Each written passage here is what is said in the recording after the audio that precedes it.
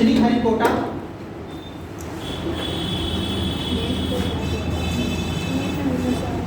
श्रीहरिकोटा द्वीप, ये भी बंगाल की खाड़ी में स्थित है।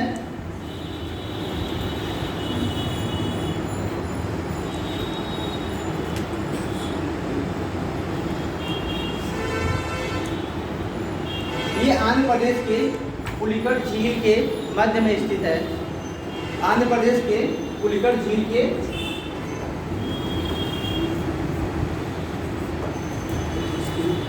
मध्य में स्थित है। हमने बताया था आप लोगों को जो पूर्वी घाट में झीलें कौन कौन सी पाई जाती हैं, मुख्य रूप से लेगुन वाली, चिल्का और पुलिकट और वेम्बनाड कहाँ है आपको, क्या है मतलब पश्चिमी घाट ठीक है। आंध्र प्रदेश की और झील है, क्या नाम उसका, कोलेरू झील, ठीक है। और भूल रहे हैं आपको क्या हो गया, चिल्का, कोलेरू और पुलिकट, ठीक है। तो ये पुलिकट क्या झील में ही क्या है, श्रीकोटा आपका द्वीप स्थित है।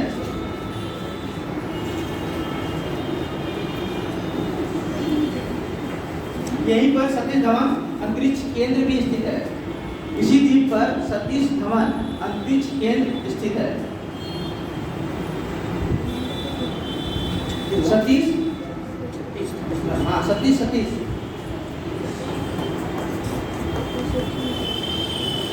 सतीश धवन अंतरिक्ष केंद्र स्थित है।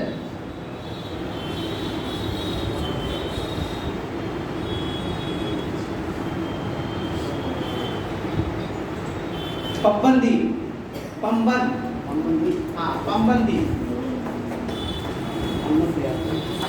पम्बन द्वीप कहाँ पर आपको बताइए, तमिलनाडु के नीचे,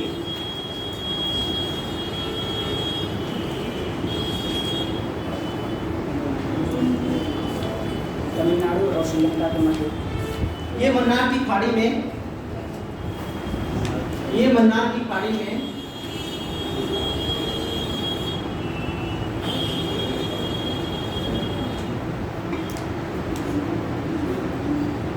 चलिए पंपन जो आइसलैंड है वो राम सेतु बना है। हाँ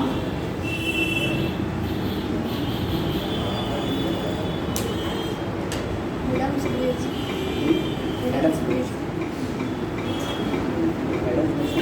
राम सेतु ना एडम्स ब्रिज नाम कुछ लोग मानते हैं शायद, गूगल मैप पे वही मिल गया है। मन्नार की खाड़ी में भारत श्रीलंका के बीच स्थित है। मन्नार की खाड़ी में भारत श्रीलंका के बीच स्थित है।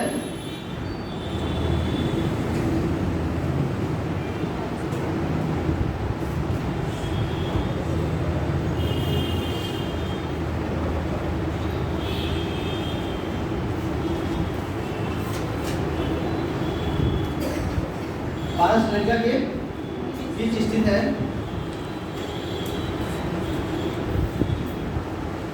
इस द्वीप पर रामेश्वरम स्थित है।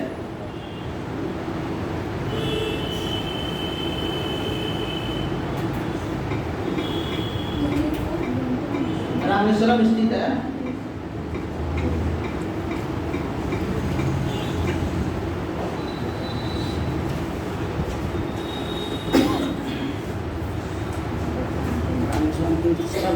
हाँ रामेश्वरम स्थित है। अगला लिखिए वेलिंगटन, वेलिंगटन, वेलिंगटन द्वीप,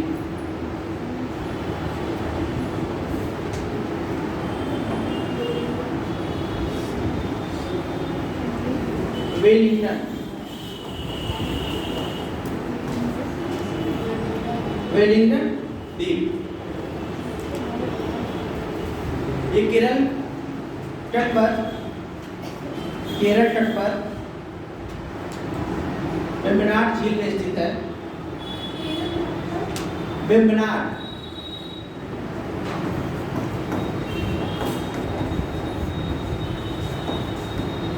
वेम्बनाड झील में स्थित है। ये केरल तट पर वेम्बनाड झील में स्थित है।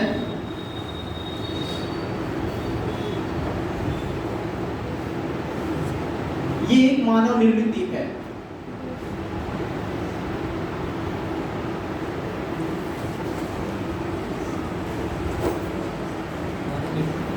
मानव निर्मित, मानव के द्वारा बनाया गया। अगला सेंट मेरी, सेंट मेरी द्वीप, सेंट मेरी द्वीप, ये कर्नाटक राज्य में स्थित है। ठीक है,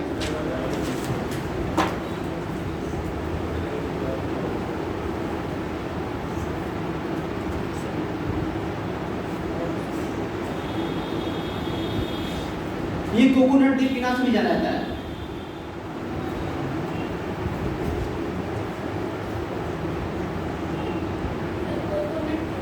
कोकोनट द्वीप के नाम से भी जाना जाता है।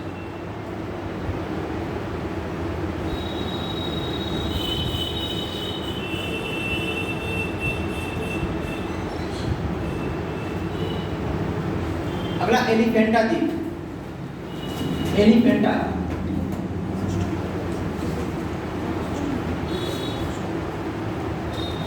एलिफेंटा द्वीप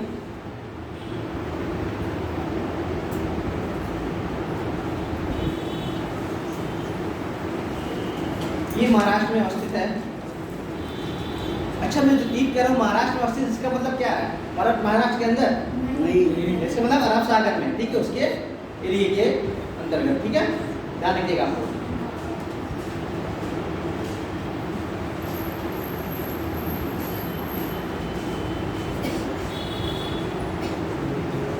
अगला आलिया बेट, आलिया बेट,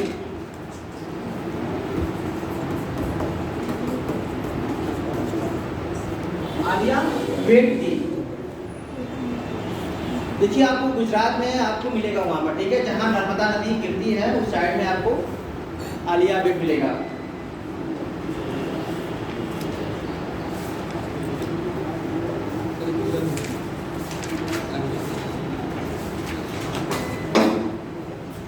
ये गुजरात में, ये गुजरात में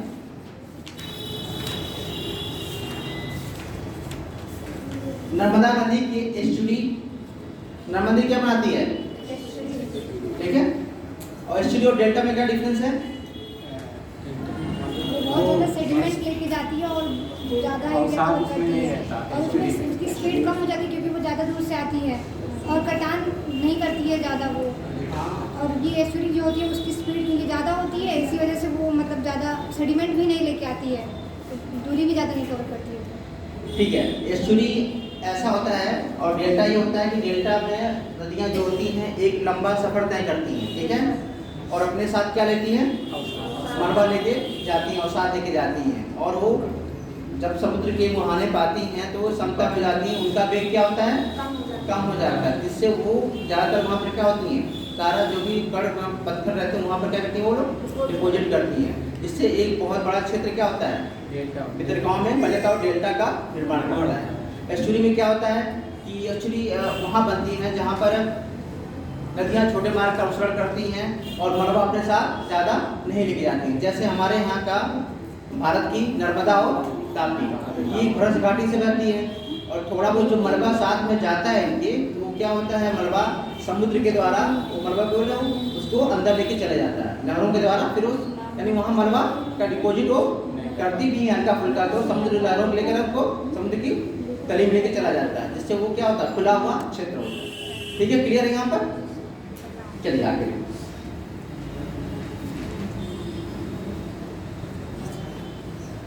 ये गुजरात में नर्मदा, नर्मदा देखिए एस्चुरी के पास स्थित है।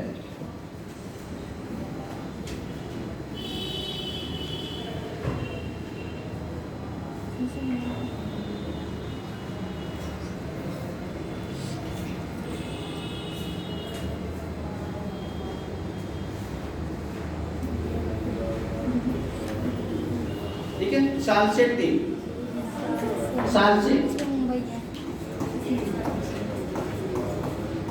सालसेट द्वीप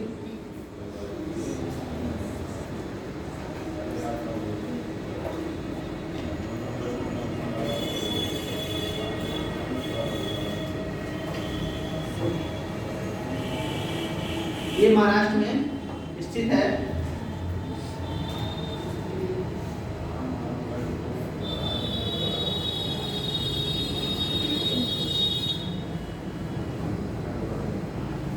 मुंबई इसी द्वीप पर स्थित है।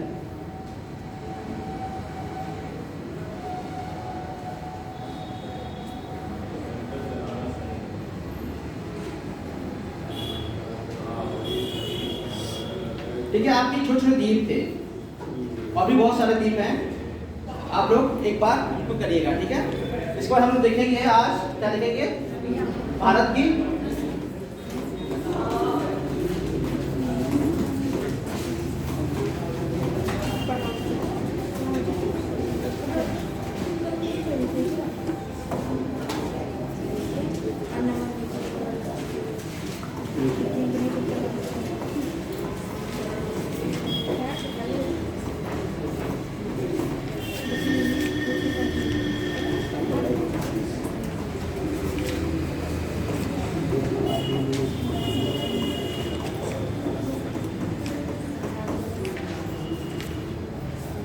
अगर देखा जाए तो हम लोग भारत की नदियों को कितना वर्गीकरण कर सकते हैं, दो कर सकते हैं, ठीक है। एक हिमालय से निकलने वाली नदियाँ और दूसरी आपकी प्रायद्वीपीय भारत की नदियाँ। हिमालय से निकलने वाली नदियाँ में कौन कौन सी रहेगी आपकी, सिंधु हो जाएगी, उसके बाद आपकी गंगा, फिर आपकी ब्रह्मपुत्र। बाकी जो आप लोग कह रहे हैं ये सब की क्या है, इसकी सहायक नदियाँ होंगी, ठीक है। इनकी क्या होंगी, ये सारी सहायक नदियाँ होंगी। और प्रायद्वीपीय भारत की नदियों में कौन कौन से रहेंगे हम लोग, महानदी, उसके बाद आपकी गोदावरी, उसके बाद कृष्णा, फिर कावेरी। ये मुख्य रूप से नदियाँ हैं। छोटी नदियाँ भी हैं, क्या है, बैगई भी है, पेन्नार है, पलार है, ठीक है। लेकिन ये आपकी मेन नदियाँ जो, जैसे भारत उत्तर भारत की मेन नदी कौन सी आपकी, सिंधु, गंगा और ब्रह्मपुत्र। उसके बाद दक्षिण भारत की आपकी महानदी गोदावरी, कृष्णा, कावेरी, ठीक है। ये लंबा सफर करती हैं और अच्छा खासा इनका क्या है, द्रोणी का निर्माण करती हैं लोग, ठीक है। तो हम लोग एक एक करके इनमें डिफरेंस समझेंगे। आप लोग मुझे बताइए क्या डिफरेंस हो सकता है हिमालय नदी और प्रायद्वीपीय भारत नदियों में, कोई एक पहले बताइए, एक एक करके सब लोग बताइए। सर हिमालय नदियाँ सतत वाहिनी होती हैं। ठीक है, पहला आपका डिफरेंस हो गया कि हिमालय नदियाँ सतत वाहिनी होती हैं। क्या होती हैं, अच्छा कुछ लोग सतत मतलब क्या होता है, लगातार, वाहिनी मतलब बहती है। दूसरा डिफरेंस बताइए आप लोग। सर प्रायद्वीपीय नदियाँ वो मौसम पर आधारित होती हैं, मौसमी ठीक है, ये मौसम पर आधारित होती हैं, कौन सी, प्रायद्वीपीय नदियाँ, ठीक है। और आप बताइए,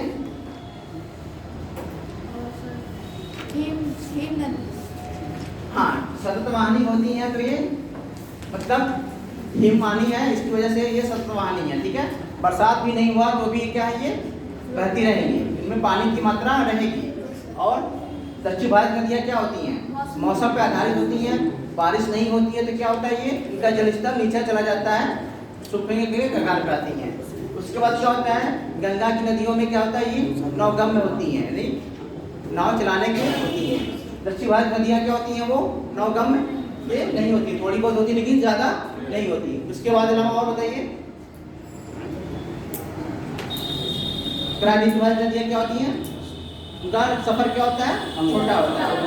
और हिमालय नदियाँ क्या होती है, उनका सफर लंबा होता है, ठीक है, लगातार, ठीक है। ये चीजें डिफरेंस है। तो एक तरफ आप लोग देखिए, पहले ये लिखिए, अच्छा अपवाह क्या होता है, अपवाह, अपवाह नदी का बहाव क्षेत्र, नदी के बहाव क्षेत्र को, यानी मतलब क्या होता है, जलधारा या नदी के द्वारा धरातली प्रवाह को क्या कहते हैं, अपवाह कहते हैं। नदी के जल के धरातली प्रवाह को क्या कहते हैं, अपवाह कहते हैं। और अपवाह तंत्र क्या होता है, उसमें उसकी सारी ट्रिब्यूटरी शामिल, अपवाह तंत्र क्या होता है? नदी के विकास, यानी नदी की उत्पत्ति से लेकर उसका समय के अनुसार जो विकास होता है वो सब कुछ मिलाकर उसको क्या कहते हैं हम लोग? अपवाह तंत्र कहते हैं। ठीक है, सर इसमें सहायक नदी हम शामिल हो जाए। हाँ हाँ ठीक है। और ये अपवाह द्रोणी क्या होती है? अपवाह द्रोणी, अपवाह द्रोणी क्या होती है? अपवाह द्रोणी में ये होता है जो मुख्य नदी होती है, ठीक है, मान लीजिए कोई मुख्य नदी है गंगा है, उसकी सहायक नदियों के अपवाह क्षेत्र को मिलाकर उस पूरे एरिया को क्या कहेंगे हम लोग? अपवाह द्रोणी कहेंगे। जैसे गंगा नदी बह रही है, गंगा के साथ साथ उसकी कौन कौन की सहायक नदियाँ जो हैं, सहायक नदियों में आपकी जैसे यमुना हो गई, आपकी गंडक हो गई, रामगंगा हो गई, गोमती हो गई, बूढ़ी गंडक हो गई, ठीक है, शारदा हो गई, आपका महानंदा हो गई, आपको मिलाकर जहाँ जहाँ से बह रही है पूरे क्षेत्र को क्या कहेंगे हम लोग? अपवाह द्रोणी, गंगा की अपवाह द्रोणी। ठीक है, तो ये क्लियर हो गया। ये अपवाह क्या होता है? जलधारा या नदी के नदी द्वारा धरातली अपवाह प्रवाह को क्या कहते हैं? अपवाह कहते हैं। अपवाह का मतलब कहते हैं कोई नदी हो उसकी उत्पत्ति से लेकर उसका समय के साथ विकास को सम्मिलित रूप से क्या कहते हैं हम लोग? अपवाह तंत्र कहते हैं। अपवाह द्रोणी में क्या है आपका? अपवाह द्रोणी में ये होता है, आपने बताया कि एक मुख्य नदी का बहाव क्षेत्र एवं उसकी नदियों के बहाव क्षेत्र को मिलाकर क्या कहते हैं हम लोग? उस एरिया को अपवाह द्रोणी कहते हैं। क्लियर है ये? ठीक है, इसके बाद हम लोग इसका डिफरेंस देखेंगे, मतलब प्रायद्वीपीय भारत और भारत। ठीक है, पहले लिखिए आप लोग अपवाह।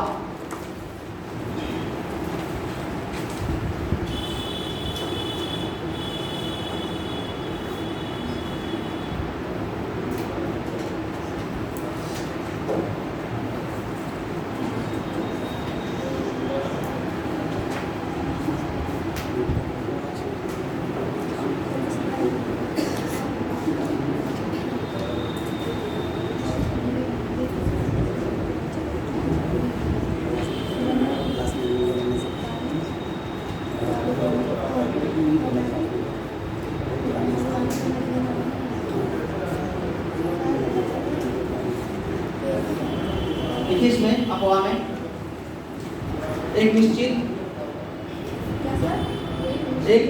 या निर्धारित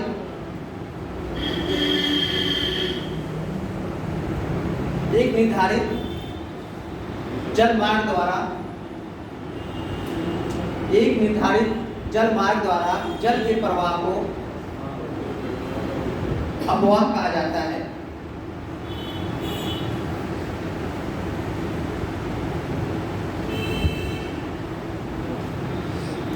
अच्छा, अपवाह को प्रभावित करने वाले कारक क्या क्या हो सकते हैं?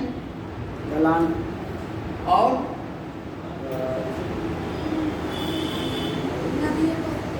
पहले क्या होगा उसका भार, स्रोत, ठीक है। दूसरा क्या होता है आपका? चट्टानों का नेचर, ठीक है, क्या होता है आपका? प्रकृति हो गई। तीसरा आपका जल की मात्रा, क्या होगी? जल की कितनी मात्रा है, यानी मात्रा कम होगी तो उसका अपवाह कैसा होगा? रुक जाएगी, प्रवाहित नहीं होगी। जल की मात्रा होगी तो उसका प्रवाह होता रहेगा एक निश्चित मार्ग पर, ठीक है। उसके बाद उसका कितना समय तक बहती है, टाइम पीरियड, ठीक है। क्लियर हो गया? मतलब आपको प्रभावित करने वाले कारक क्या क्या? 4-5 है, काल है, चट्टान का नेचर है, उसके बाद आपका क्या हो गया? जल की मात्रा में, और उसका टाइम पीरियड यानी समय क्या हो गया। दूसरा लिखिए अपवाह तंत्र। अपवाह तंत्र ये सब शब्दावली है, कोई पूछे बता सके आप लोग, ठीक है। अपवाह तंत्र ये सब समझना भी जरूरी है आपको।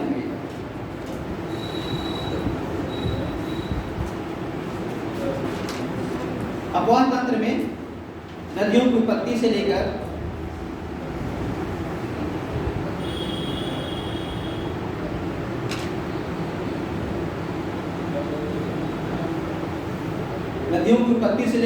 समय के साथ उनके विकास को अपवाह तंत्र कहते हैं।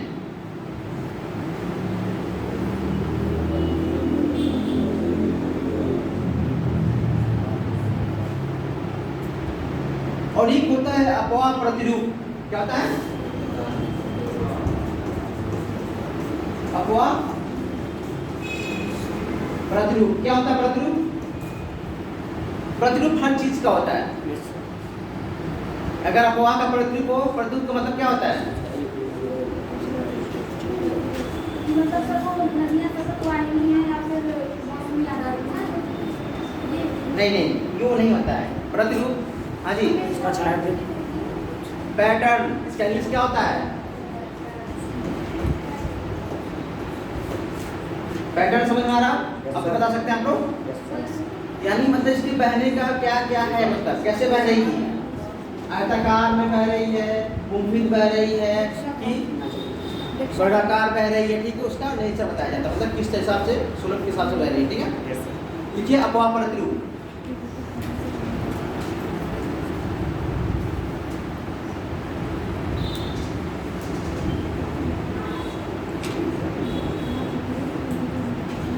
इसमें नदियों के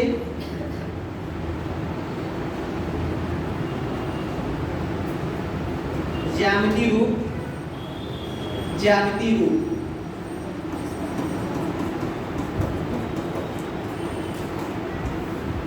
इसमें नदियों के ज्यामितीय रूप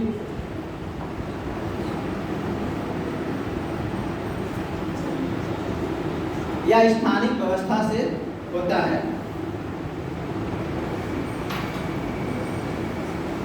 जैसे जालीनुमा अपवाह प्रतिरूप,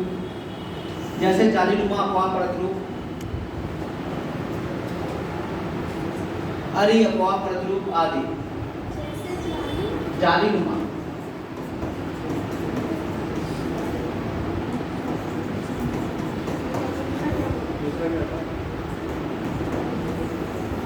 अरी अपवाह प्रतिरूप, अरी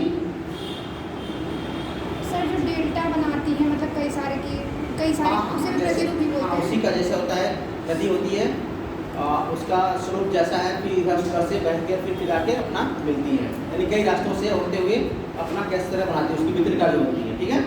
क्लियर है? गोफित होती है, अरी होती है, छकार होती है, ठीक है ना? सब चीज़ें होती है। अब इसमें लिखिएगा आप लोग, उद्गम के अनुसार भारत की नदियों को दो वर्गों में बांटा गया है। उद्गम के अनुसार भारत की नदियों को दो वर्गों में बांटा गया है।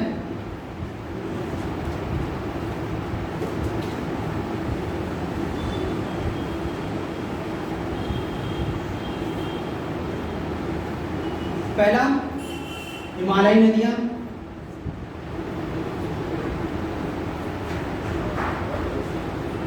दूसरा आपका प्रायद्वीपीय नदियां, प्रायद्वीपीय भारत की नदियां।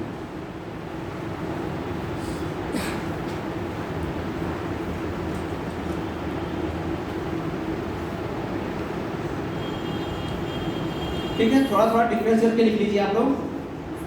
हाँ, अपवाह प्रतिरूप यानी उनके बहने का नेचर कैसा है, ठीक है?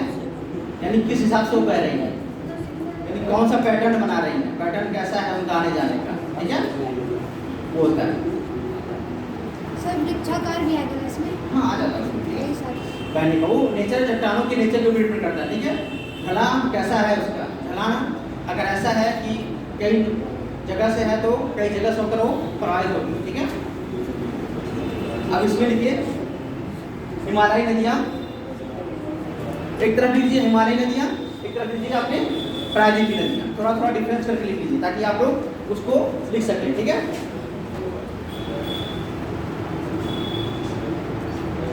एक तरफ हिमालयी नदियां, दूसरी तरफ प्रायद्वीपीय नदियां। पहले हिमालयी नदियां पहला नंबर पर लिखिए। हिमालयी नदियां में पहले नंबर लिखिए, ये सतत वाहिनी होती हैं।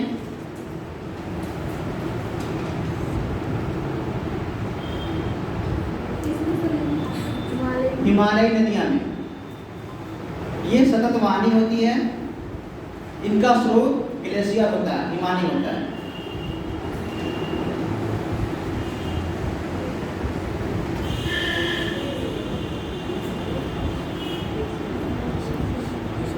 ठीक है, प्रायद्वीपीय पहला लिखिए, ये वर्षा पर आधारित होती है। प्रायद्वीपीय भारत में ये वर्षा पर आधारित होती हैं।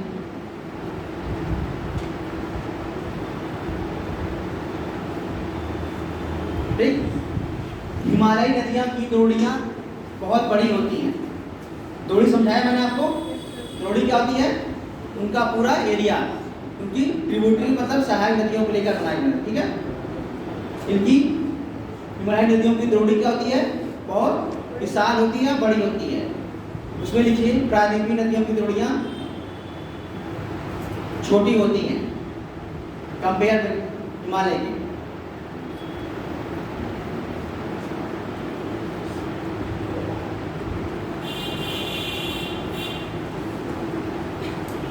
हिमालयी नदियां अधिक लंबी होती हैं क्योंकि इनका स्रोत समुद्र से दूर स्थित है। हिमालय की नदियों की लंबाई क्या होती है, अधिक होती है क्योंकि इनका स्रोत जो होता है वो समुद्र से अधिक दूर होता है। और प्रायद्वीपीय नदियों लिखिए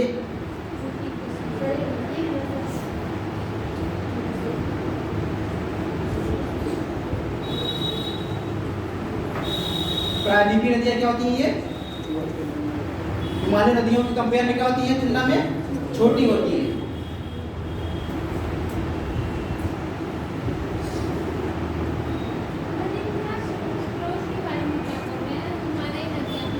क्या है स्रोत, हिमानी होती हैं, समुद्र से दूर होता है। ठीक है, देखिए हिमालय कहाँ पर है और समुद्र कहाँ है। ठीक है, वहां से निकल कर ये आती हैं तो एक लंबा रास्ता तय करती हैं, जबकि प्रायद्वीपीय भारत की नदियाँ क्या होती हैं, वो वर्षा पर आधारित होती हैं, उसके कंपेयर में ये कम रास्ता तय करती हैं। ठीक है, वैसे तो देखा जाए तो प्रायद्वीपीय भारत की नदियाँ भी क्या होती हैं, पश्चिमी घाट से निकलती हैं तो भी रास्ता तय करती हैं, ऐसा नहीं छोटी रास्ता करती है, लेकिन हिमालय के कंपेयर में उनका रास्ता क्या होता है, छोटा होता है। ठीक है, तीसरा नंबर लिखिए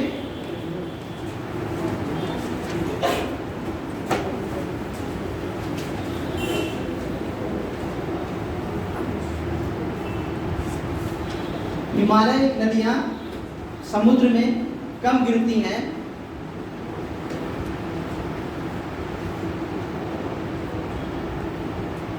क्योंकि ये किसी न किसी नदी की सहायक नदी होती है।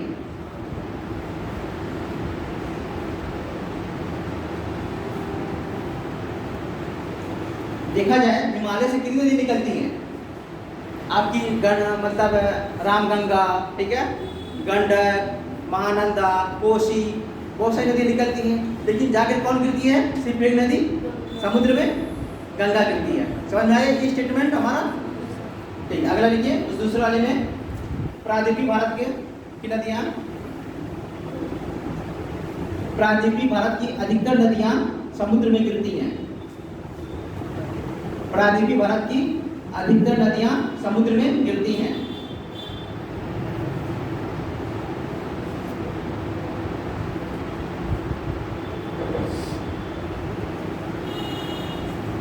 हिमालयी नदियां गार्ज एवं घाटियों का निर्माण करती हैं, गार्ज एवं घाटियों का निर्माण करती हैं।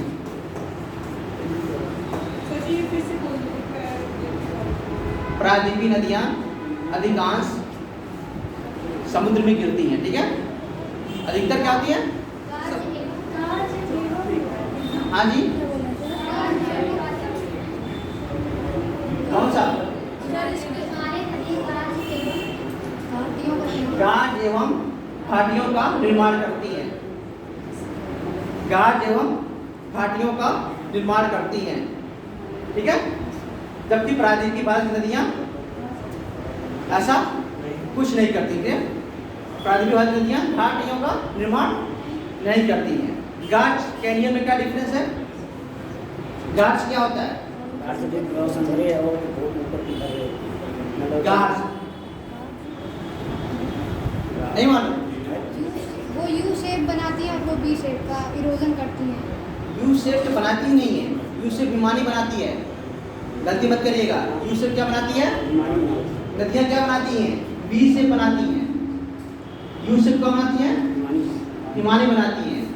इन्हीं घाटियों को ही क्या करती हैं? नदियां जब ये वी से बनाती हैं तो इन्हीं घाटियों में क्या होता है? हिम जमा होता है, फिर इसको क्या करता है? वी को यू में कन्वर्ट करता है। ठीक है, ध्यान रखिएगा। नदी द्वारा वी और हिमानी द्वारा यू। जब नदियां युवावस्था में होती हैं, जब पहाड़ों पर रहती हैं, पहाड़ों से जब नीचे उतरती हैं, उस टाइम क्या होता है? वो घाटियों का निर्माण करती है। एक आई शेप की घाटी होती है। ठीक है, सीधा यानी तीक्ष्ण ढाल वाली। इन्हें क्या कहते हैं हम लोग? गार्ज कहते हैं। क्या कहते हैं? गार्ज कहते हैं। इन्हीं का विस्तृत रूप को क्या कहते हैं हम लोग? कैनियन कहते हैं। इस पतली संकरी घाटी को क्या कहेंगे हम लोग? गार्ज कहेंगे। और इसका विस्तृत रूप को क्या कहेंगे? कैनियन कहेंगे। ठीक है, डिफरेंस पता ना? तब यह कि मतलब वी आकार की घाटी नदी और यू आकार की घाटी हिमानी। ठीक है, चलिए। तो हिमालय वाली नदियां क्या बनाती? गार्ज और कैनियन का निर्माण करती हैं, जबकि प्रायद्वीपीय भारत नदियां ऐसा कुछ नहीं करती। ठीक है, अगला देखिए।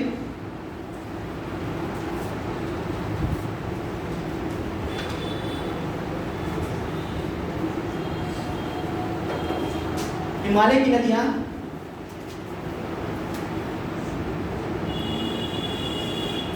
डेल्टा का निर्माण करती हैं।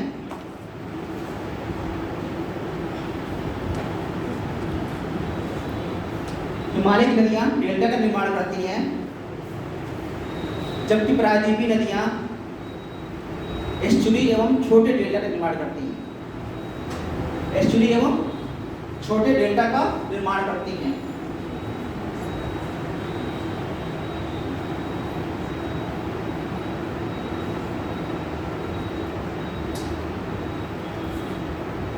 ठीक है, इतना डिफरेंस काफी है। आप लोग लिख लेंगे ना?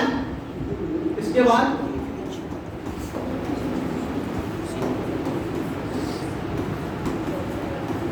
सिंधु नदी तंत्र पढ़ेंगे हम लोग। सिंधु नदी, सिंधु की सहायक कौन सी नदी है आपकी? झेलम, चिनाब, रावी,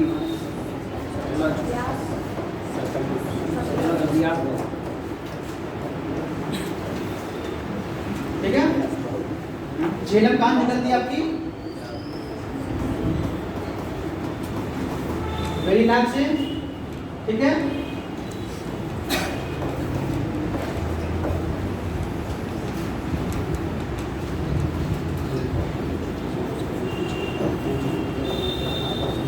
देखिए ये सिंधु नदी जो है, ये जो सहायक नदियां आपकी पांचों हैं, ये किस साइड से मिल रही है आपकी? जो आपकी पंच नद है, पांच नदियां हैं, झेलम, चिनाब, रावी, ब्यास, सतलज, किस साइड से वो मिल रही है आपको? पश्चिमी। यानी मतलब आप दायां या बायां बताना आपको। क्या बताना है? दायां। दायां बायां कैसे बताएंगे आप लोग? हाँ, जब नदी प्रवाहित वाली कोई नदी है ऐसी प्रवाहित हो रही है, ठीक है, तो जिधर उसका प्रवाह है उधर हम उठ करके हम लोग खड़ा होंगे। उसके बाद दाहिना और बायां अपना हाथ खोल करके हम क्या करेंगे? उसका इशारा करेंगे। तो इसका कौन सी होगी वाली आपकी? इस साइड कौन सा है? ये बायां होगा और इधर वाला आपका। तो ये जो है झेलम, चिनाब, रावी, ब्यास, सतलज सिंधु नदी की किधर से मिल रही है आपकी? बायां से मिल रही है। ठीक है, इसके बाद दाएं वाली कौन सी नदी है? दाएं से गिलगिट है, कोलम है। कौन सी है? गिलगिट, कोलम, उसके बाद आपकी काबुल और तोची और खुर्रम। ठीक है, नहीं वो उधर से। ठीक है, देखिए शोक किधर से मिल रही है आपको? दाएं से बाएं से? शोक नदी मैप में देखें ऐसा, शोक नदी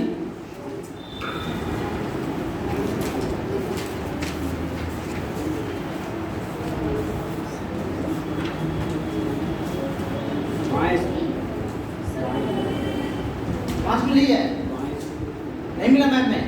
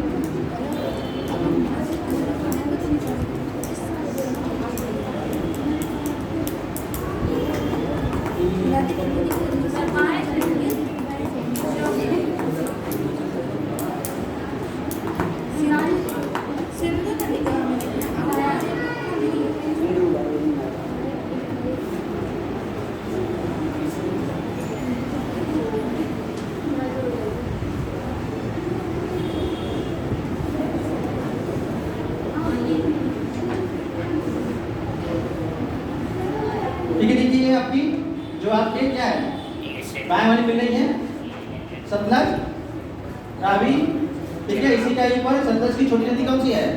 ब्यास है। फिर उसके बाद आपकी चिनाब है, झेलम है, ठीक है। और उसके बाद हमने बताया था आपको उधर से मिलने वाली श्योक है, गिलगित है, ठीक है। और आपका कोमल है, ठीक है। इसमें और एक काबुल है, कुर्रम है, ठीक है। ध्यान है, ये आपकी नदियां हैं। अब देखिएगा सिंधु की सबसे बड़ी सहायक नदी कौन सी है? सिंधु की सबसे बड़ी सहायक नदी कौन सी है? चिनाब है। क्या है? चिनाब। हाँ, तो दाएं से ही मिल रहा है ना? वो हमारा दाया है, ये हमारा दाया है, मतलब वाला सिंधु की सबसे बड़ी सहायक नदी कौन सी है? चिनाब। ये ध्यान रखिएगा।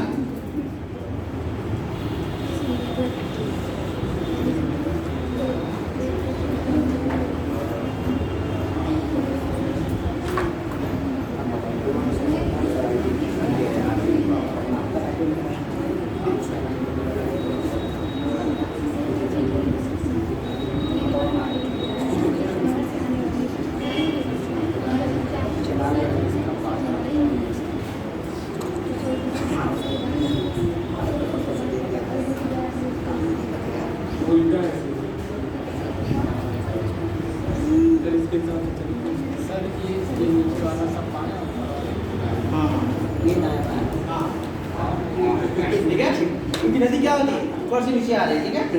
इसमें आपकी किसमें आई है? ये किसमें आपकी? ये आपकी इधर है, बाएं है ना? किधर है ये? और ये आपके किधर है? ये आपके किधर है? नदी ऊपर से सिंधु नदी कैसे आ रही है? ऊपर से आ रही है और कहाँ जा रही है? अरब सागर में। तो आप जैसे ऊपर से आ रही है तो जिधर बह रही है उधर की तरफ क्या करना हमें? मुंह कर खड़ा करके करना है।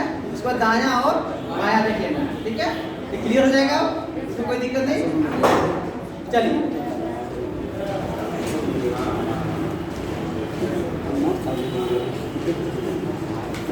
लिखिए सिंधु नदी तंत्र। सिंधु नदी तंत्र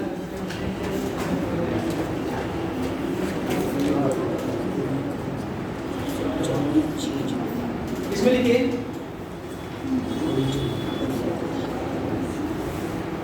ये संसार की सबसे बड़ी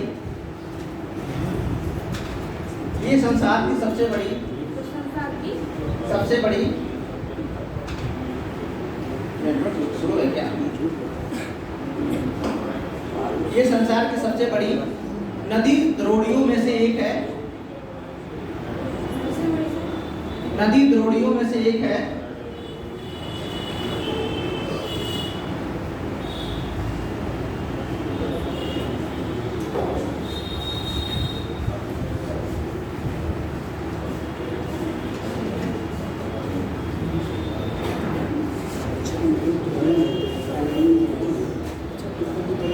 नदी द्रोणियों में से एक है। इस नदी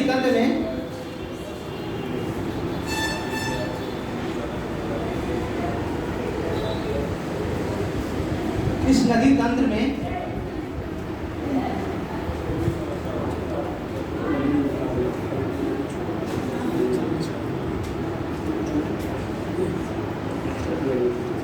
अनेक छोटी छोटी नदियां स्थित हैं।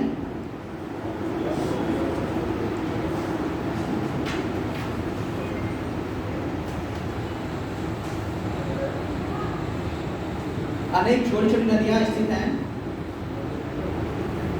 जिनमें झेलम, चिनाब, रावी, झेलम, चिनाब, रावी, ब्यास,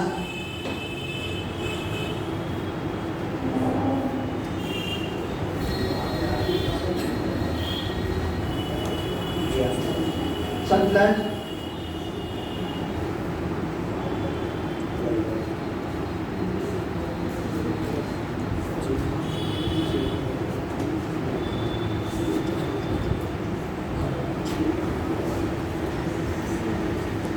गिलगिट सेओ काबुल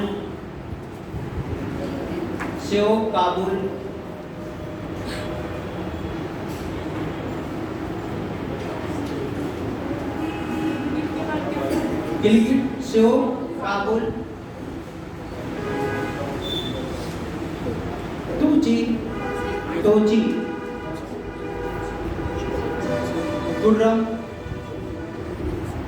टोची कुर्रम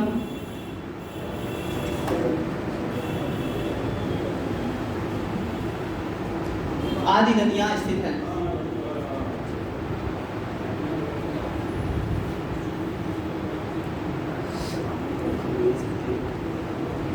सिंधु नदी तिब्बत के मानसरोवर झील से निकलकर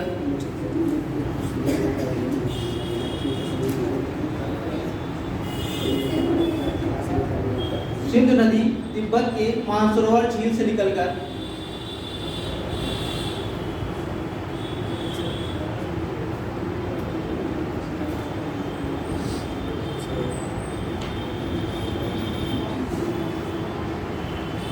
अरब सागर में गिरती है।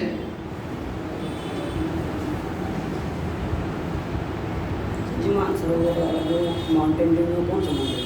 हाँ जी, कौन सा माउंटेन रेंज में आता है? तिब्बत की मानसरोवर झील। मतलब कौन सा माउंटेन रेंज में आती है? कौन से माउंटेन रेंज से निकलती है? ये माउंटेन नहीं होता उसमें, देखिए ये तिब्बत जो पठार है वहाँ से निकलती है, जो मानसरोवर झील है, ठीक है। तो जो वो तिब्बत है वो घाट के रूप में है, ठीक है। वहाँ से आपके देखा जाए तो महान हिमालय और ट्रांस हिमालय के जो होता वो वाले बीच वाला जो पोर्शन होता है, ठीक है, वहाँ से होता है। वो है क्या आशी वाली पुलिस वाली एक भी पर्वत श्रेणी गई है के साथ ही जासकर के नीचे होती है। जासकर वो कैलाश, ठीक है, वो जासकर और लद्दाख के बीच से होकर बहती है, ठीक है। क्या होता है वो जासकर और लद्दाख के बीच से होकर बहती है। कैलाश पर्वत श्रेणी से हाँ, कैलाश पर्वत के बगल में जो है आपके वो तिब्बत का पठार है, वही वहाँ से आपका क्या है मानसरोवर झील है, वहीं से होकर वो निकलती है, ठीक है, क्लियर है। इसका मतलब ये आप क्या ये नंगा पर्वत में, ये नंगा पर्वत के पास पुंजी, ये नंगा पर्वत के पास पुंजी, नंगा पर्वत के पास पुंजी, नंगा पर्वत पूंजी,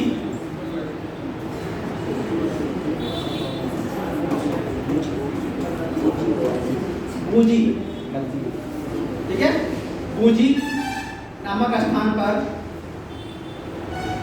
पूंजी नामक स्थान पर लद्दाख श्रेणी को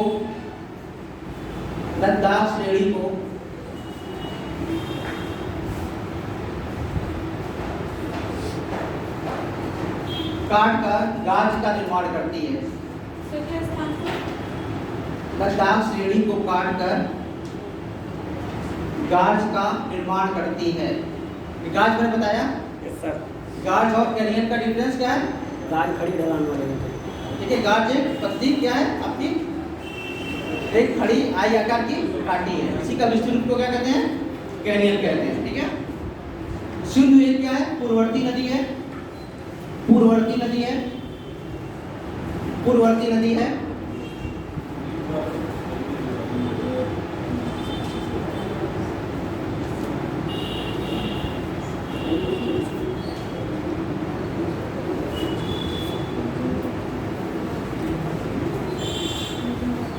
ठीक है, इतना होता है। आप लिखिए झेलम, इसकी सहायक नदियां झेलम,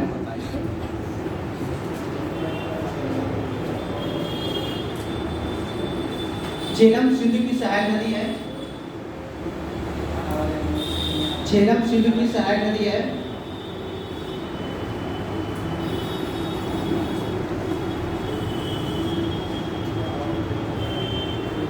ये वेरीनाग के निकट, वेरीनाग,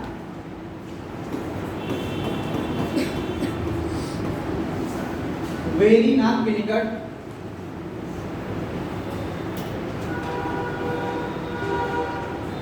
शेषनाग झील से निकलती है। हाँ, शेषनाग,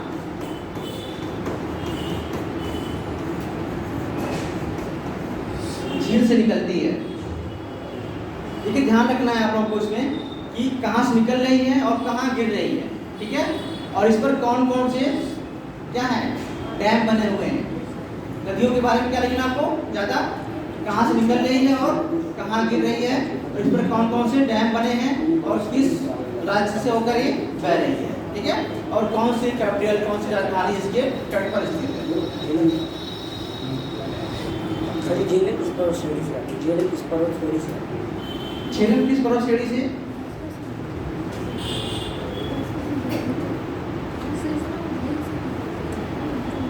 ये झील से निकलती है। ठीक है, मतलब झील तो वहाँ पर रहेंगे क्योंकि वर्षा जमा होगा तो झील पर्वत से रहेंगे, लेकिन पर्वत श्रेणी से तो नदियाँ निकल रहेंगी।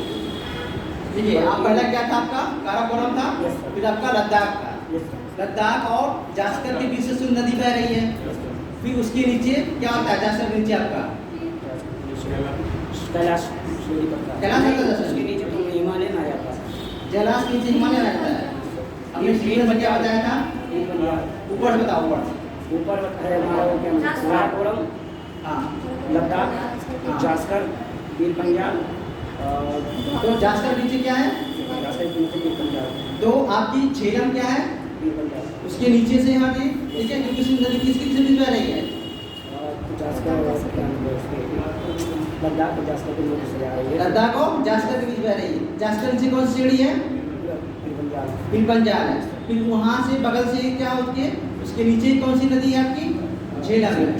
तो इसका मतलब वो एरिया का है। ठीक है, फिर पंजाल किस हिमालय में आता है, बृहत हिमालय।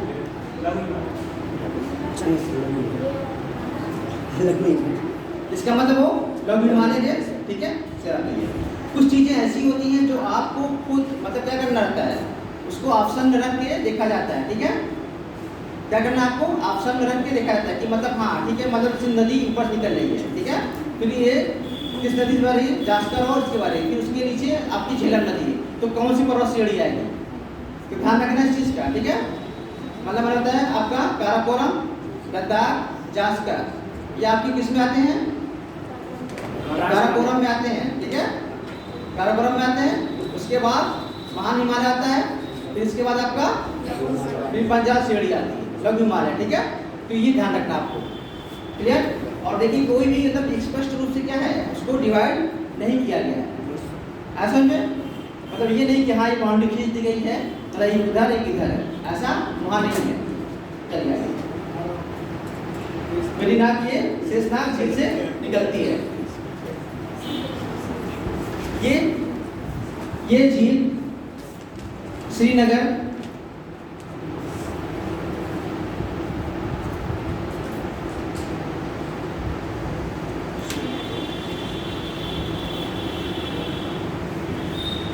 श्रीनगर से होकर बहती है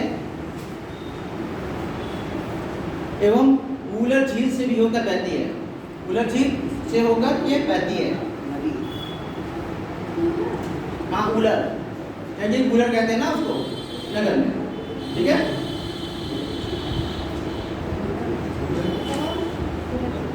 ठीक है, बहती है। इसकी सहायक नदी कौन सी है, झेलम की किशनगंगा वुलर झील से होकर बहती है। इसकी सहायक नदी किशनगंगा है।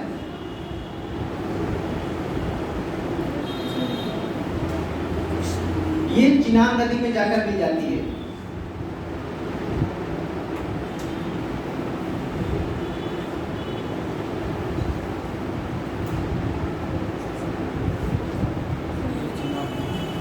अगला चिनाब नदी,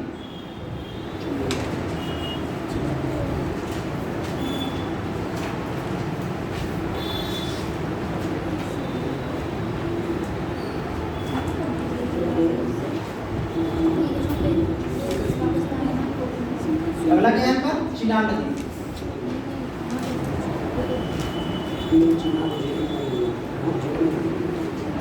चिनाब नदी चंद्र और भागा सर झेलम चिनाब कहाँ मिलेगी, मिठानपुर में? हाँ, पाकिस्तान में ये भी लिखा है। देखिए कुछ चीज़ें हम ज़्यादातर वो नहीं लिखा रहे हैं कि कहाँ मिल रही कहाँ नहीं, मिठानपुर में पाकिस्तान में। ठीक है, आपको जानी हुई चीज़ों पर लिखा है।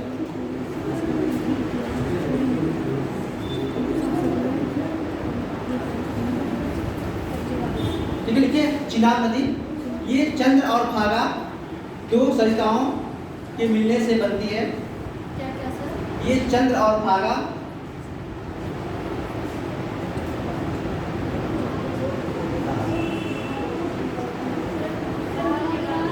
चंद्र और भागा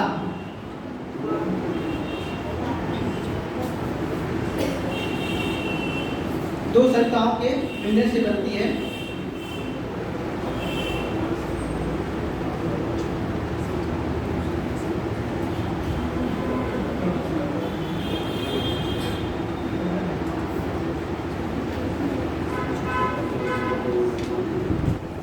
ये हिमाचल प्रदेश में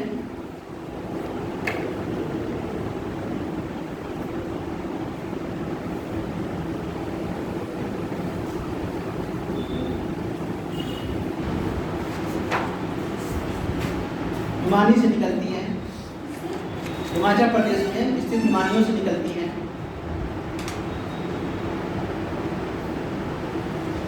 सर ये जो चंद्र और भागा है, हाँ, चंद्रभागा।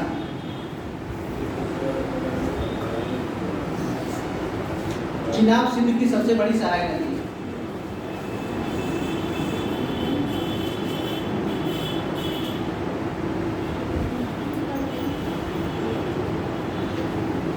अगला कौन सा नदी है? रावी। ठीक है,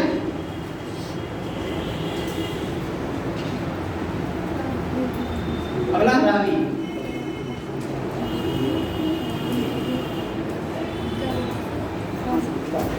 ये हिमाचल प्रदेश के रोहतांग दर्रे से, ये हिमाचल प्रदेश के रोहतांग दर्रे से, रोहतांग दर्रे के समीप से निकलती है। हिमाचल प्रदेश के रोहतांग दर्रे के समीप से निकलती है।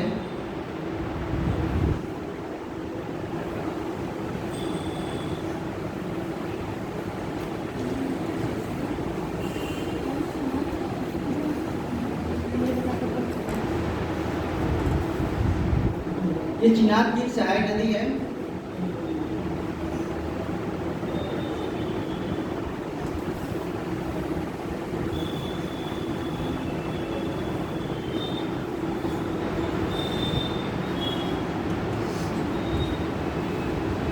ये धौलाधर, ये धौलाधर और पीर पंजाल सीढ़ियों के बीच से होकर बहती है। धौलाधर और पीर पंजाल के सीढ़ियों के बीच से होकर बहती है।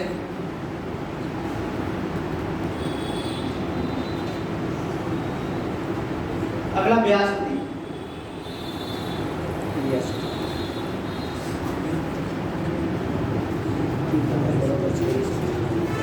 ब्यास नदी, ठीक है, ब्यास नदी लिखिए।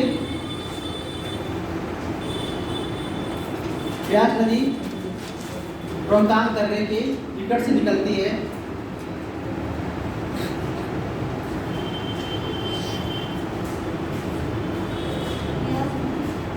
रोहतांग दर्रे ये निकट से निकलती है। कोई क्वेश्चन लिख दे, ब्यास कुंड लिख दीजिएगा। क्वेश्चन में उसके आगे ब्यास कुंड, रोहतांग दर्रे के आगे क्वेश्चन में क्या करना है आपको? ब्यास कुंड।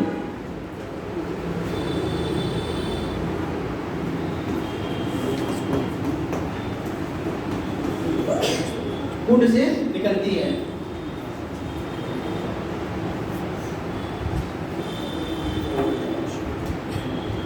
ये हरिके बैराज कहता है, ऐसा अंडरलाइन कर लीजिएगा। हरिके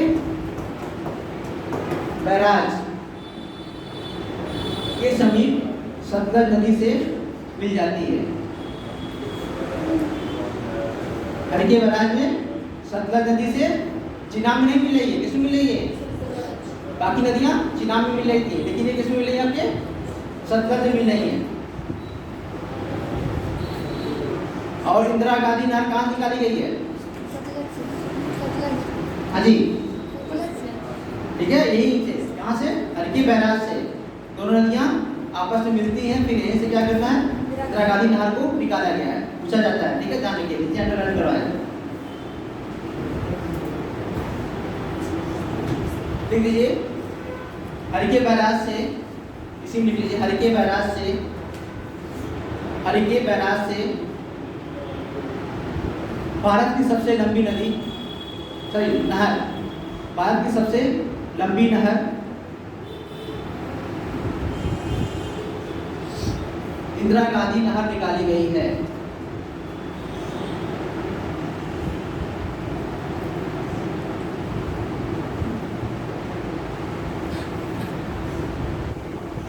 ठीक है, अजल की सतलज। अब ये घर पे जब जाइएगा आप लोग तो क्या करना है आप लोगों को, सिंधु नदी क्या करना है, बनाना है, फिर इसमें क्या करना है और सहायक नदियों को ऐसे झेलम, चिनाब, रावी, ब्यास करके करना है। ठीक है, इसके बाद आपकी ये इधर से काबुल, गिलगित, गोमल, ठीक है, यानी इसका दाहिनी तरफ से और बाएं तरफ से मिलने वाली एक मैप थोड़ा सा बना के लाइएगा, हैंड से, हाथ से। ठीक है, कोई जरूरत नहीं है आपको कहीं से फोटोकॉपी कराना है, हाथ से बना कर लाना। ठीक है, इससे क्या होगा आपको याद भी हो जाएगा और पता चल जाएगा। ठीक है, दाहिनी तरफ से मिलने वाली नदियाँ और बाएं तरफ से। सतलज लीजिए, ये मानसरोवर झील के निकट सतलज नदी में, मानसरोवर झील के निकट राकस ताल से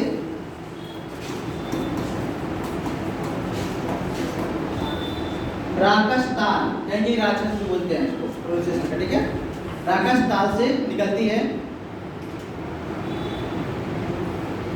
कहाँ पर है, तिब्बत में है, ध्यान रखना। ठीक है, कहाँ है, तिब्बत यानी हिमालय उस पार। कहाँ पर, हिमालय की उत्पत्ति से पहले ये सब बह रही हैं नदियाँ, सिंधु, सतलज और ब्रह्मपुत्रा।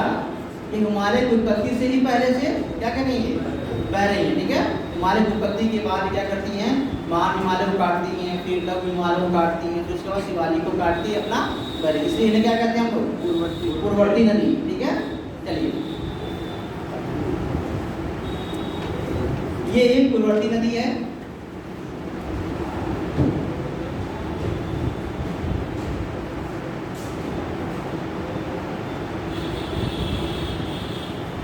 जो हिमालय को काट कर सिमकीला दर्रे, ये आरोप पूछा गया था इस बार कि सतलज नदी किस दर्रे से होकर बह रही है। तो ये हिमालय को काट कर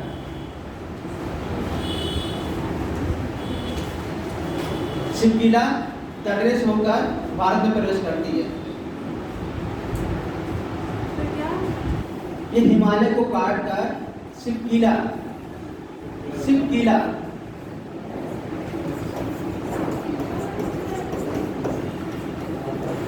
सिमकीला दर्रे से होकर भारत में प्रवेश करती है।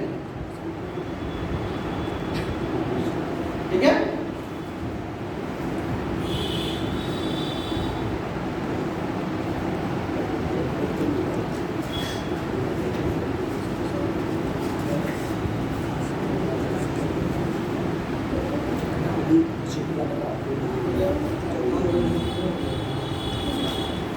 ठीक है, कुछ चीजें ऐसी हैं जैसे बांध, डैम है।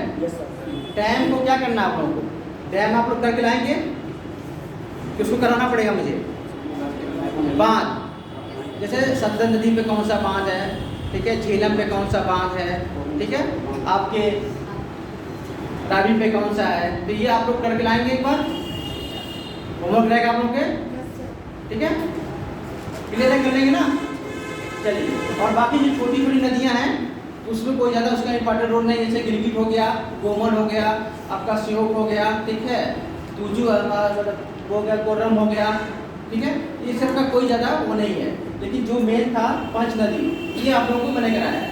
लेकिन ध्यान में रखना है आपको, सिंधु नदी के दाहिनी तरफ से मिलने वाली कौन सी है और बाएं तरफ से, एक सब बनाकर मैप में आप लोग जैसे मैंने बताया है खींच कर लाइएगा। ठीक है, लाइन से हाथ से बनाइएगा, छोटे मैप में स्टिकी नोट्स होता है उसको बना के लाइएगा। ठीक है, अब इसके बाद हम लोग देखेंगे गंगा नदी। कौन सा देखेंगे, गंगा।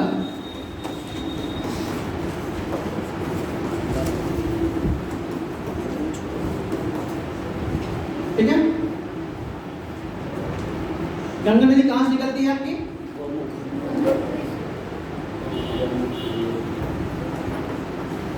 गंगोत्री,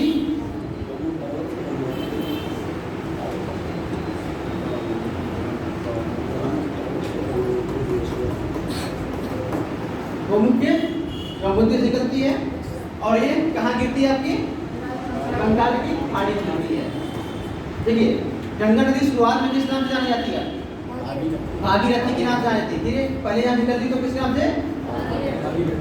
भागीरथी के नाम से जानी जाती है। ठीक है, जैसे विलग्ना भी इसे कहते हैं। ठीक, इसके बाद इसमें जब ये नदियाँ और एक नदी इधर से आती है उसे क्या कहते हैं?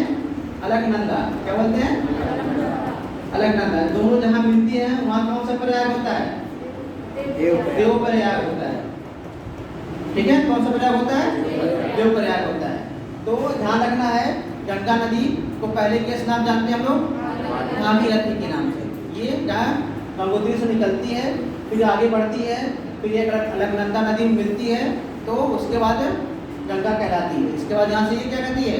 गंगा। इसके बाद जब बहती है तो गंगा। उसके पहले ये भागीरथी के नाम से जानी जाती है। ठीक है, इधर से जब आती है जो अलकनंदा, पहले क्या होता है यहाँ पर एक कौन सी नदी है? विष्णु गंगा। क्या है?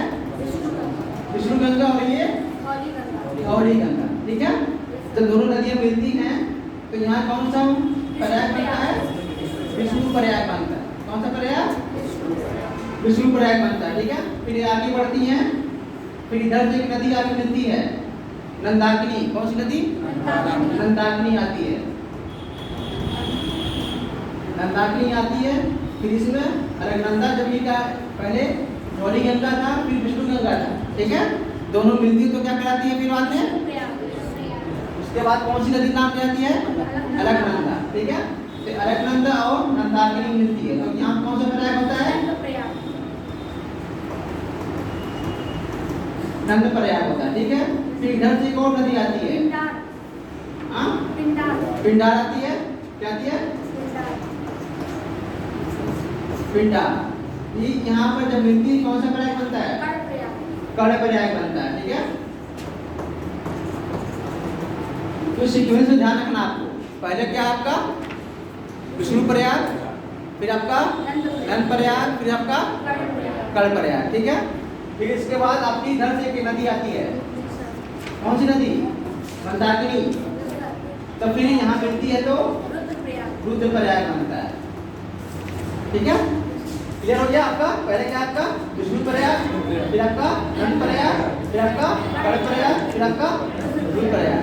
ठीक है, उसके बाद ये नदी तो आई रही है, कौन सी? भागीरथी। ठीक है, भागीरथी और अलकनंदा जहाँ मिलती है यहाँ पर। ठीक है, उसके बाद यहाँ पर क्या बनता है? देव प्रयाग। क्लियर है? ये क्लियर हो गया? मतलब यहाँ से पहला गौरी गंगा, फिर उसके बाद आपका विष्णु गंगा।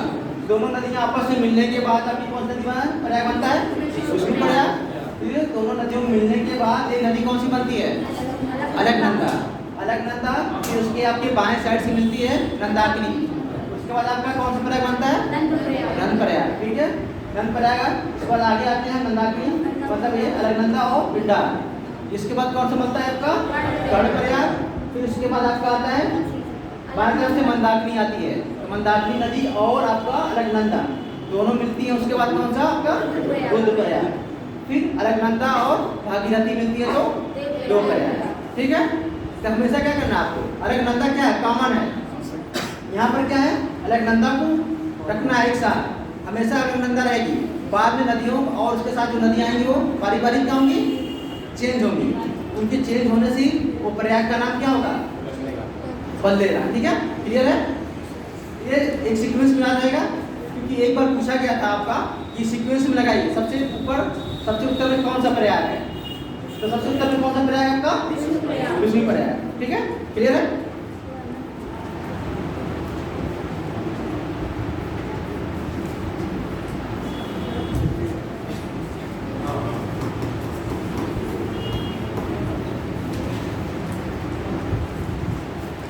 इसके बाद गंगा की बहुत सारी सहायक नदियाँ हैं। ठीक है, जिन्हें हम मुख्य नदी को लेकर ही चलेंगे, मतलब उसके बाएं तरफ से मिलने वाली मुख्य नदियों को लेकर, जैसे आपकी रामगंगा सबसे बाएं साइड में क्या होगी आपकी?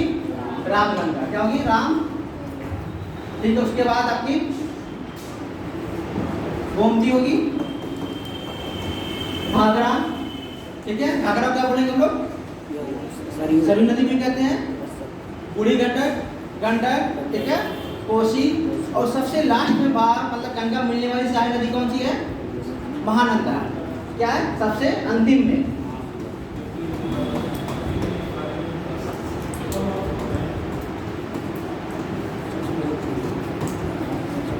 सबसे अंत में बाएं साइड से मिलने वाली नदी कौन सी है? और ब्रह्मपुत्र वाला मैंने बताया था कौन सी नदी है? तीस्ता। ठीक है, ध्यान रखिएगा दोनों का। तो चलिए गंगा नदी के बारे में कुछ लिखिए।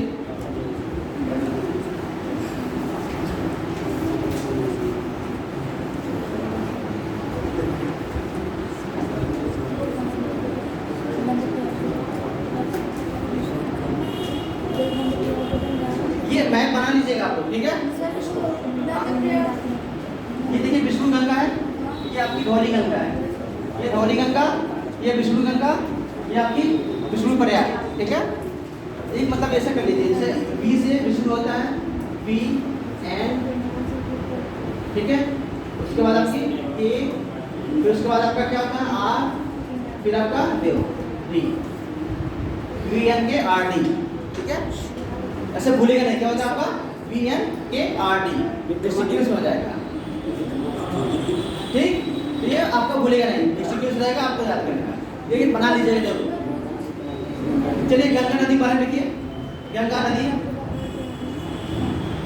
गंगा नदी भारत की एक महत्वपूर्ण नदी है। गंगा नदी भारत की एक महत्वपूर्ण नदी है।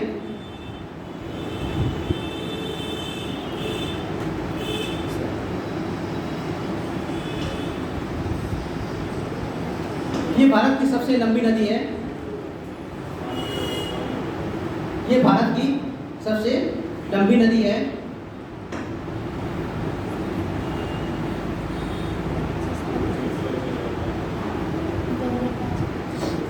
ये गंगोत्री से निकलकर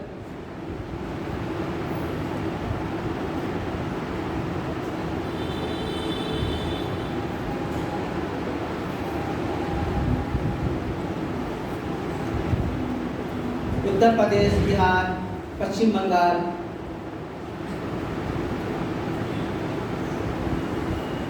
आदि राज्यों से बहते हुए बंगाल की खाड़ी में गिरती है।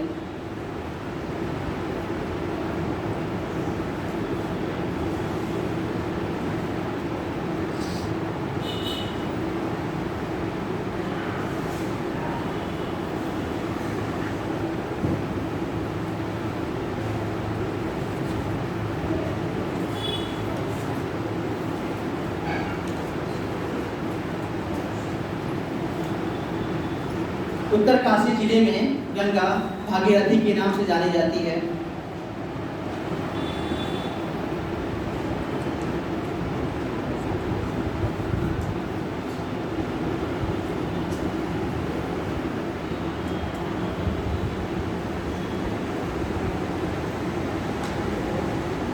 अलकनंदा से मिलने के बाद, ये अलकनंदा से मिलने के बाद गंगा के रूप में जानी जाती है।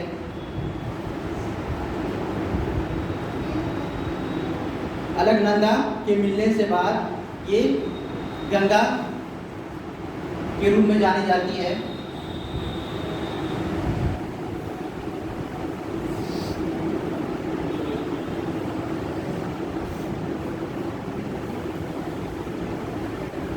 दोनों नदियों के संगम को देव प्रयाग कहते हैं।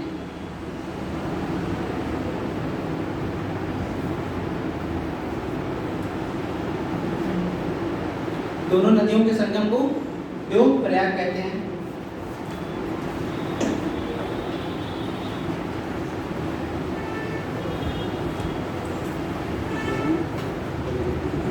अलकनंदा नदी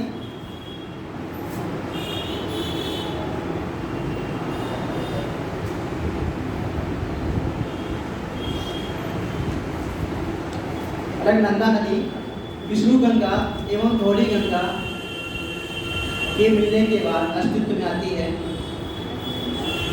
एवं अलकनंदा नदी धौली गंगा एवं विष्णु गंगा के मिलने के बाद अस्तित्व में आती हैं।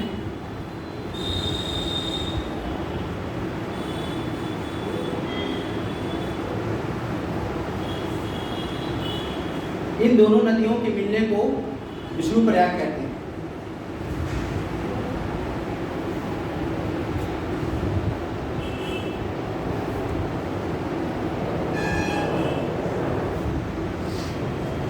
जब अलकनंदा नदी नंदाग्नि नदी से मिलती है, जब अलकनंदा नदी नंदाग्नि नदी से मिलती है, अलकनंदा हमने कहा था अलकनंदा क्या रहेगा, आपका सेम रहेगा, ठीक है। बाकी नदियों के आने जाने से उसका क्या होता है, बदलाव होता रहता है उस प्रयाग का। जब अलकनंदा नदी में मंदाकिनी क्या है, मंदाकिनी आकर मिलती है, नंदाकिनी आकर मिलती है, तब नंद प्रयाग का निर्माण होता है। तब नंद प्रयाग का निर्माण होता है।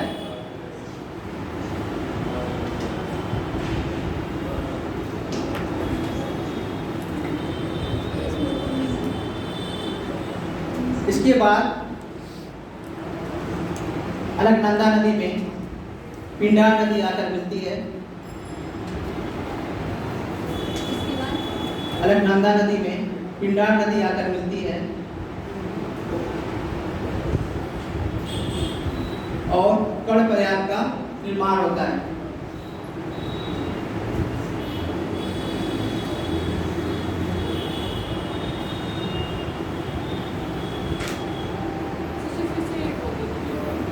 जब अलकनंदा नदी में पिंडार नदी आकर मिलती है,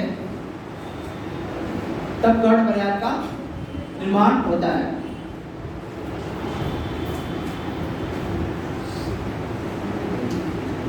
आगे चलकर अलकनंदा नदी में मंदाकिनी नदी आकर मिलती है। आगे चलकर अलकनंदा नदी में मंदाकिनी नदी आकर मिलती है।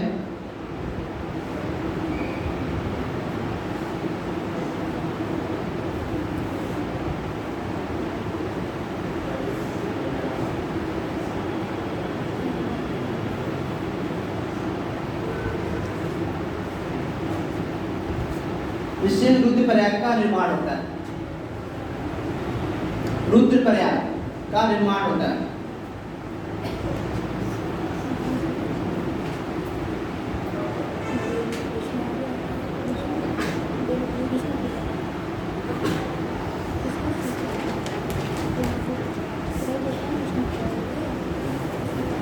अंत में अलकनंदा नदी और भागीरथी आपस में मिलती हैं। अलकनंदा नदी और भागीरथी आपस में मिलती हैं, जिससे देवप्रयाग का निर्माण होता है। और दोनों नदियों के मिलने से गंगा नदी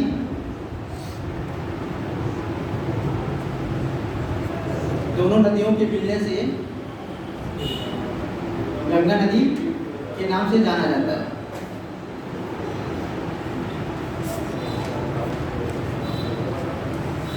गंगा नदी हरिद्वार के पास मैदानी क्षेत्र में प्रवेश करती है।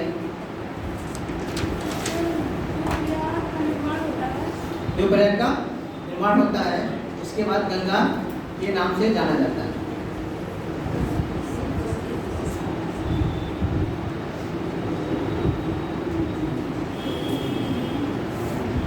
गंगा नदी हरिद्वार के पास मैदानी क्षेत्र में प्रवेश करती है। गंगा नदी की सबसे बड़ी सहायक नदी यमुना नदी है। गंगा नदी हरिद्वार के पास मैदानी क्षेत्र में प्रवेश करती है।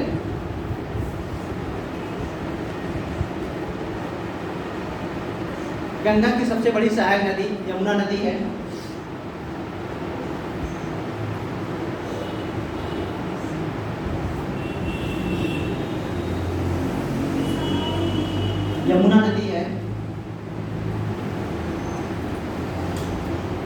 जो गंगा के दाहिने साइड से आकर मिलती है।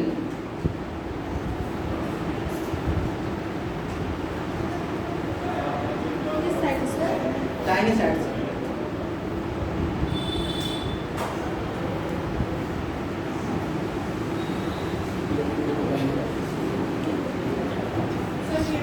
और कहाँ आकर मिलती है? प्रयागराज। हाँ ठीक है, कहाँ मिलती है? प्रयागराज। हाँ तो इसे लिख दिए, ये दाहिने साइड में प्रयागराज से मिलती है।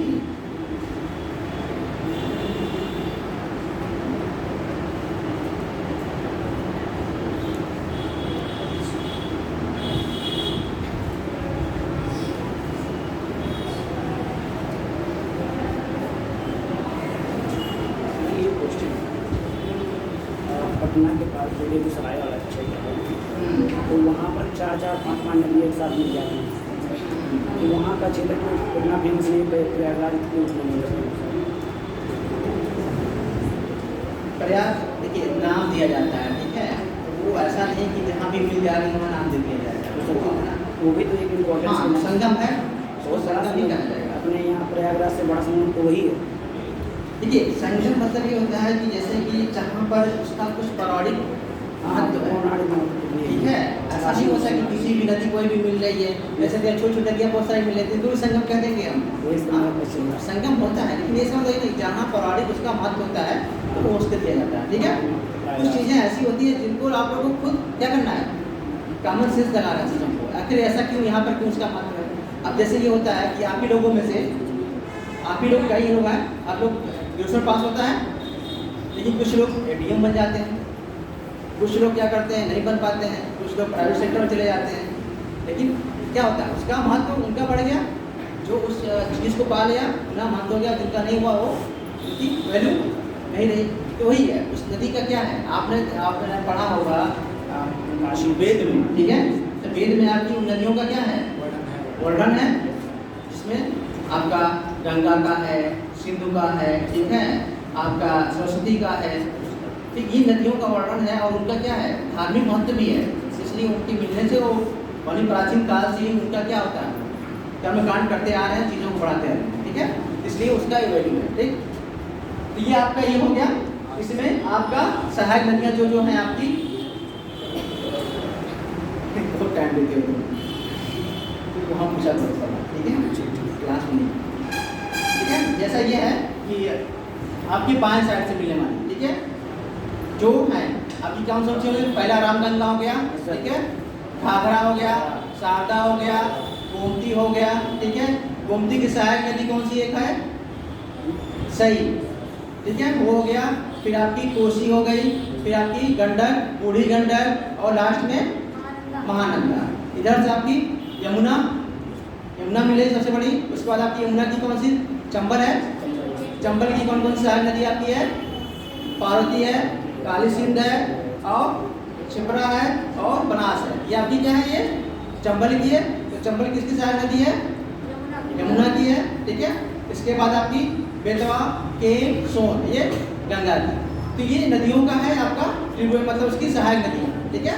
तो ये तो आप क्या करना है, क्या लेकर आना है बना के, ठीक है, सिंधु का भी और गंगा का भी, दोनों को आपको क्या करना है, स्टिकी नोट्स रहता है उस पर आपको छोटा सा, ज़्यादा बना नहीं, छोटा सा बनाकर, या नहीं स्टिकी नोट्स मिल रहा है आपको तो आपको कापी पर ही साइड में बना लीजिएगा, इससे आप लोग भूलेंगे नहीं उसकी जितनी भी सहायक नदियाँ हैं, ठीक है। सहायक नदियाँ एक दो क्वेश्चन आता है, एक दो क्वेश्चन पूछा जाता है सहायक नदियों के बारे में, तो वो क्लियर करते हैं। हाँ जी, फ्री में पूछा जाता है, ठीक है। ऑप्शन दे देगा 4-5, इसमें क्या आएगा, गोदावरी की कौन सी सहायक नदी है, महानदी की कौन सी सहायक नदी है। हाँ जी, मेन से जैसे सिलेबस में जब रहेगा नदियों के बारे में वर्णन करने के लिए, तो पूरा आपको करना, भारत की नदियों के बारे में खाली करना रहेगा, तो हिमालय नदियाँ और प्रायद्वीपीय नदियों के बारे में वो एक डिस्क्रिप्शन लिखना रहेगा।